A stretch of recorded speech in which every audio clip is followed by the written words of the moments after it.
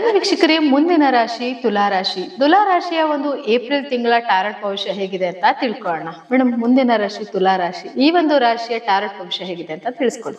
ನಮಸ್ಕಾರ ವೀಕ್ಷಕರೇ, ನಾನು ನಿಮ್ಮ ಬ್ರಾಹ್ಮಣಿ ಅಂಜಲಿ. ಬನ್ನಿ, ಈ ಟ್ಯಾರೋಟ್ ಬಗ್ಗೆ ಒಂದು ಚಿಕ್ಕದಾಗಿ ಹೇಳ್ತೀನಿ. ಇದೊಂದು ಗಿಣಿ ಶಾಸ್ತ್ರ. ಈ ಗಿಣಿ ಶಾಸ್ತ್ರವನ್ನ ಜಗಲಿ ಕಟ್ಟೆಲೋ ಅಥವಾ ಅರಳಿ ಕಟ್ಟೆ ಕೆಳಗಡೆ ಕುತ್ಕೊಂಡು ಗಿಣಿ ಶಾಸ್ತ್ರ ಕೇಳಿ ಬನ್ನಿ ಅಂತ ಇವತ್ತು ಕೂಡ ಕೆಲವು ಪದ್ಧತಿಗೆ ದೇವಸ್ಥಾನದ ಕಡೆ ಇದೆ.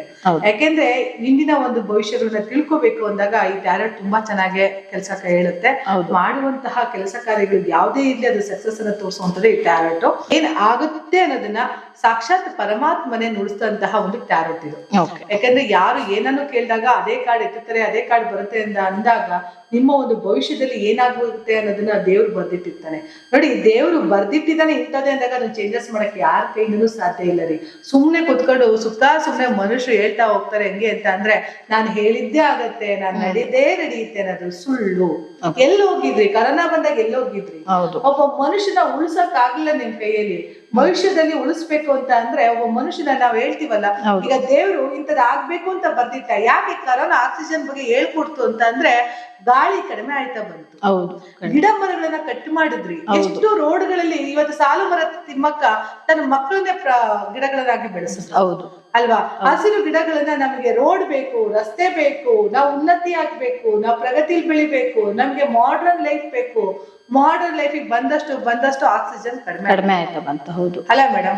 ಎತ್ತಿನ ಗಾಡಿಲಿ ಇರ್ತಿದ್ದು ಎಲ್ಲಿಂದ ಎಲ್ಲಿಗೆ ಬಂತು. ನಾವು ಎಷ್ಟು ಅಪ್ಡೇಟ್ ಆಗ್ತಿದೀವೋ ಅಷ್ಟೇ ಮಟ್ಟಿಗೆ ನಮ್ಮ ಆಯುಸ್ಸು ಕೂಡ ಕಡಿಮೆ ಆಗ್ತಿದೆ. ಹೌದು.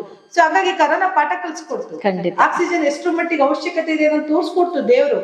ನೋಡಿ, ದೇವ್ರು ಯಾವ್ದೋ ಒಂದು ಮುಖಾಂತರ ಬಂದು ಕಾಪಾಡ್ತಾನೆ ಅಂತ ಅಂದ್ರೆ ನೀನ್ ಮಾಡ್ಬೇಡಿ ಅಂತ ಹೇಳೋ ಭವಿಷ್ಯದಲ್ಲಿ ಜ್ಯೋತಿಷಿ ಅಷ್ಟೇನೆ.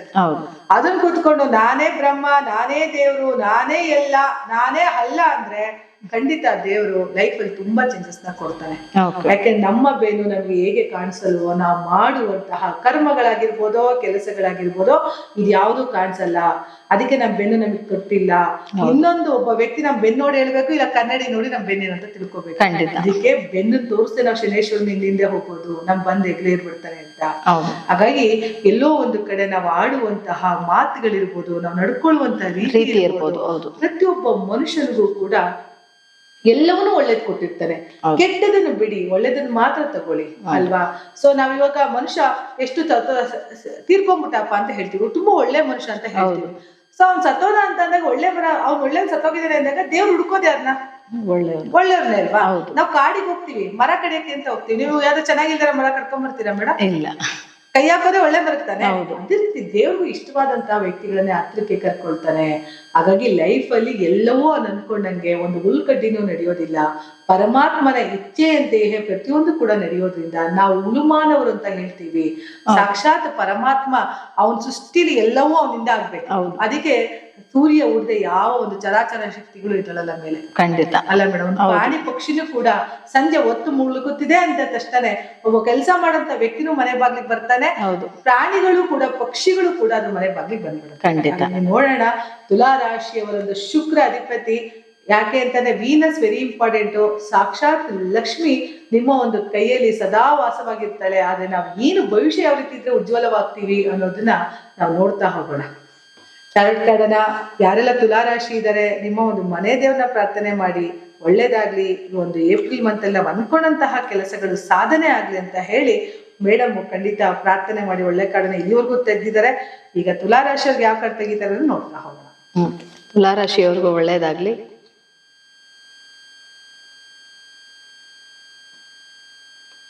ನೋಡಿ, ಇಲ್ಲಿ ಒಂದು ಮೂಮೆಂಟ್ ತೆಗೆದಿದ್ದಾರೆ. ಅಂದ್ರೆ ಮೇಡಮ್ ಜಂಪ್ ಆಗ್ತಿದ್ದಾರೆ, ನೋಡಿದ್ರ? ಒಂದು ಜಾಗದಿಂದ ಇನ್ನೊಂದು ಜಾಗಕ್ಕೆ ಜಂಪಿಂಗ್ ಇದು. ಖಂಡಿತ ಮೂಮೆಂಟ್ ಅಂದ್ರೆ ನೀವು ಅಭಿವೃದ್ಧಿ ಆಗ್ತಿದ್ದೀರಿ ಅಂತ ಅರ್ಥ. ಒಂದು ಜಾಗದಿಂದ ಮತ್ತೊಂದು ಜಾಗಕ್ಕೆ ಮುಂದೆ ಹೋಗ್ತಿದ್ದೀರಿ, ಅಥವಾ ಒಂದ್ ಹೆಜ್ಜೆಯಿಂದ ಒಂದು ಮುಂದೆ ಹೆಜ್ಜೆ ನಡೀತಿದ್ದೀರಿ. ಅಂದ್ರೆ ನಿಮ್ಮ ಹೆಜ್ಜೆ ದಾಪುಗಾಲು ಹೇಗಿದೆ ಅಂತ ಅಂದ್ರೆ ನಿಮಗೆ ನೀವೇ ಮುನ್ನಡಿ ಬರ್ಕೋತಾ ಇದ್ದೀರಿ. ಇದ್ದಂತಹ ಸಿಚುವೇಶನ್ ಇಂದ ಇನ್ನೊಂದ್ ಸ್ವಲ್ಪ ಮುನ್ನಡಿಯೋಣ, ಮುಂದೆ ನಡೆದು ಹೋಗೋಣ, ನನ್ನ ದಾರಿಯನ್ನು ಸುಗಮ ಮಾಡ್ಕೋಣ ಅಂತ ಹೇಳಿ ಒಂದು ಮುನ್ನಡಿ ಬರ್ಕೊಳ್ತಾ ಇದೀರಿ. ಆ ಮುಂದಿನ ಹೆಜ್ಜೆ ನಡ್ಕೊಂಡು ಹೋಗ್ತಾ ಇದೀರಿ. ಆ ಹೆಜ್ಜೆಲಿ ಖಂಡಿತ ಸಕ್ಸಸ್ ನ ನೋಡ್ತೀವಿ ತುಲಾರಾಶಿಯವರು. ಯಾಕೆಂದ್ರೆ ತುಲಾರಾಶಿಯವರಿಗೆ ಗುರು ಬರ್ತಾ ಇದ್ದಾನೆ 10ನೇ ಮನೆಗೆ. ಇನ್ನಷ್ಟು ಹೊಸ ಕೆಲಸಗಳನ್ನ ಕೊಡ್ತಾನೆ, ಕೆಲಸ ಕಾರ್ಯಗಳನ್ನ ಕೊಡ್ತಾನೆ. ದುಡಿರಿ, ಪರಿಶ್ರಮ ಪಡಿ. ಕೆಲಸವನ್ನ ಯಾವುದೇ ಕೊಡ್ಲಿ, ಪರಿಶ್ರಮ ಇಟ್ಟು ಕೆಲಸ ಮಾಡಕ್ ಶುರು ಮಾಡಿದ್ರಿ, ನಿಮ್ಮ ಲೈಫಲ್ಲಿ ಸಕ್ಸಸ್ ನ ನೋಡ್ತಾ ಹೋಗ್ತೀರಿ. ತುಲಾ ರಾಶಿಯವರು ಈ ವರ್ಷ ಈ ಒಂದು ಏಪ್ರಿಲ್ ಮಂತ್ ಅಲ್ಲಿ ಹೊಸ ಕೆಲಸ ಕಾರ್ಯಗಳು ಸಿಗ್ತಾ ಹೋಗುತ್ತೆ. ನೀವು ಬೇಡ ಬೇಡ ಅನ್ನೋಷ್ಟು ಗುರು 11ಕ್ಕೆ ಬರ್ತಾ ನೆಕ್ಸ್ಟ್ ಅಲ್ಲಿಗೆ ನೀವು ಮುಂದಿನ ಹೆಜ್ಜೆಗಳು ಹೆಂಗೆ ಇರುತ್ತೆ ಅಂದ್ರೆ ಒಬ್ಬ ಸಮಯಾವಕಾಶವನ್ನು ಬೇರೆಯವ್ರ ಜೊತೆ ಕೊಡಕ್ಕೂ ಕೂಡ ಆಗಲ್ಲ, ಆ ರೀತಿ ತುಲಾ ರಾಶಿ ಇರ್ತೀವಿ. ಖಂಡಿತ ಒಳ್ಳೇದಾಗತ್ತೆ. ತುಲಾ ರಾಶಿಯವರಿಗೆ ಸಪ್ತಮಕ್ಕೆ ಬೇರೆ ಶುಕ್ರ ಬರ್ತಾನೆ 7ನೇ ಮನೆಗೆ. ಮತ್ತೆ ಶುಕ್ರ ಸಪ್ತಮಕ್ಕೆ ಬರ್ತಿದ್ದಾನೆ, 7ನೇ ಮನೆ ಶುಕ್ರ ಬರ್ತಾ ಇದ್ದಾನೆ ಅಂತ ಅಂದ್ರೆ ಮುಂದಿನ ವರ್ಷ ಖಂಡಿತ ತುಲಾ ರಾಶಿಯವರಿಗೆ ಈ ಒಂದು ಏಪ್ರಿಲ್ ತಿಂಗಳಲ್ಲಿ ಒಳ್ಳೇದಾಗತ್ತೆ.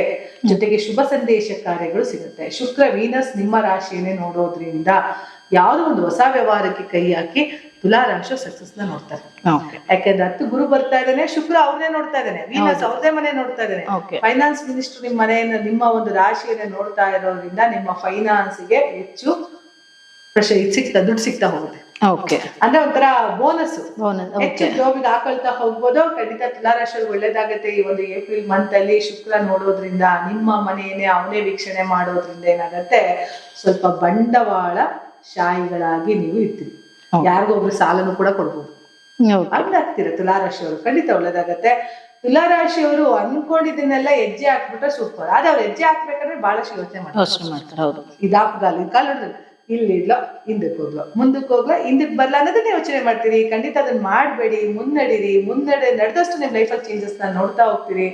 ತಿರುಗಿ ನೋಡದೇ ಇರೋಷ್ಟು ಲೈಫಲ್ಲಿ ಬೆಳಿತಾ ಹೋಗ್ತೀರಾ. ತುಲಾ ರಾಶಿಯವರು ಲೈಫ್ನ ತುಂಬಾ ಚೆನ್ನಾಗಿ ಇಟ್ಕೋಬೇಕು ಅಂತ ಏನಾರ ತಿಳ್ಕೋಬೇಕು ಅನ್ನೋದನ್ನ ನಾವು ತುಲಾ ರಾಶಿಯಿಂದ ಕಲಿಬೇಕು. ಯಾಕೆಂದ್ರೆ ತುಲಾ ರಾಶಿಯಲ್ಲಿ ಅನುಭವ ಜಾಸ್ತಿ. ನೋಡಿ ಅವ್ರು ಹೇಗೆ ಅಂತ ಅಂದ್ರೆ ತುಲಾ ರಾಶಿಯವ್ರು ಒಂದು ಯಾರ ಹತ್ರನು ಒಬ್ರ ಹತ್ರ ಕೆಲಸ ಮಾಡಕ್ ಇಷ್ಟಪಡಲ್ಲ, ಅನ್ಸ್ಕೊಳಕ್ಕೂ ಇಷ್ಟಪಡಲ್ಲ. ಸಾಕಷ್ಟು ಸ್ವಾಭಿಮಾನಿಗಳು ತುಲಾ ರಾಶಿಯವ್ರ ಮಾತ್ರ ತುಂಬಾ ಸ್ವಾಭಿಮಾನಿಗಳು. ಉಪವಾಸ ಬೇಕಾದ್ರೆ ಇರ್ತಾರೆ ಹೊರತು ಯಾವುದೇ ಕಾರಣಕ್ಕೂ ಇನ್ನೊಬ್ಬರ ಒಂದು ಕೈ ಚಾಚುವಂತಹ ಕೆಲಸವನ್ನ ಅವ್ರು ತುಲಾ ರಾಶಿಯವ್ರು ಮಾಡಲ್ಲ. ಯಾಕೆ ಅಂತ ಅಂದ್ರೆ ತುಲಾ ರಾಶಿಯವರು ಏನ್ ಮಾಡ್ಬೇಕು ಅಂದ್ರೂ ಕೂಡ ಯೋಚನೆ ಮಾಡಿ ಆದಷ್ಟು ನಿರ್ಧಾರಗಳನ್ನು ತೆಗೆದುಕೊಳ್ತಾರೆ. ಆದ್ರೆ ಯೋಚನೆ ಮಾಡೋದ್ರಲ್ಲಿ ದಯವಿಟ್ಟು ಕಾಲ ಕಳಿಬೇಡಿ. ಈ ಒಂದು ಹೆಜ್ಜೆ ಹೆಂಗೆ ಅಂತಂದ್ರೆ ನೀವು ಮೂಮೆಂಟ್ ಟು ಮೂಮೆಂಟ್ ಆಗೋದ್ರಿಂದ, ಮುಂದೆ ಹೋಗೋದ್ರಿಂದ ನಿಮ್ ಲೈಫನ್ನ ಚೇಂಜಸ್ ಆಗ್ತಾ ಹೋಗುತ್ತೆ. ಹೊಸ ಹೊಸ ದಾರಿಗಳು ಸಿಗ್ತಾ ಹೋಗುತ್ತೆ, ಹೊಸ ಹೊಸ ಹೆಜ್ಜೆಗಳು ಇಡ್ತಾ ಹೋಗ್ತೀರಿ. ನಾವು ಮುಂದೆ ಹೋದಷ್ಟು ನಮ್ಗೆ ಅನುಭವ ಸಿಗ್ತಾ ಹೋಗುತ್ತೆ. ಸ್ವಲ್ಪ ಫೈನಾನ್ಸ್ ಕೂಡ ನಿಮ್ ಕೈನ ಈ ಮಂತ್ ಹಿಡಿಯೋದ್ರಿಂದ ಎಲ್ಲೋ ಒಂದು ಕಡೆ ನಿಮ್ಗೆ ಶುಭ ಸುದ್ದಿ ಒಂದು ಏಪ್ರಿಲ್ ತಿಂಗಳು. ಯಾಕೆ ಅಂತಂದ್ರೆ ಶುಕ್ರ ಬೇರೆ ನೋಡ್ತಾ ಇದ್ದಾನೆ. ಫೈನಾನ್ಸ್ ಅವನೇ ಅಂತ ಹೇಳ್ತೀವಿ, ಫೈನಾನ್ಸ್ ಮಿನಿಸ್ಟ್ರು. ಯಾವಾಗ್ಲೂ ನಮಗೆ ಹಣ ಬಂದಾಗ ಸದುಪಯೋಗ ಮಾಡ್ಕೊಳ್ಳಿ, ಅದನ್ನ ಅಂದ್ರೆ ಸೇವ್ ಮಾಡ್ಕೊಳ್ಳಿ. ಚೇಂಜಸ್ ನಾವು ಮಾಡ್ಬೇಕು ಅಂತಾನೆ ಲೈಫಲ್ಲಿ ಸ್ವಲ್ಪ ಎಲ್ಲೋ ಒಂದು ಕಡೆ ಕ್ರೋಢೀಕರಣ ಬೇಕು. ಏಪ್ರಿಲ್ ತಿಂಗಳಲ್ಲಿ ಲಕ್ಷ್ಮಿಯ ಆವಾಹನೆ ಆಗೋದ್ರಿಂದ, ಲಕ್ಷ್ಮಿಯ ಒಂದು ಕೃಪಾ ಕಟಾಕ್ಷ ನಿಮ್ಮ ಮೇಲಿರೋದ್ರಿಂದ ಅದನ್ನ ಸದುಪಯೋಗ ಮಾಡ್ಕೊಳ್ಳಿ ಅಂತ ಹೇಳ್ತಾ ನನ್ನ ಮಾತನ್ನ ಮುಗಿಸ್ತಾ ಇದ್ದೀನಿ. ಧನ್ಯವಾದಗಳು.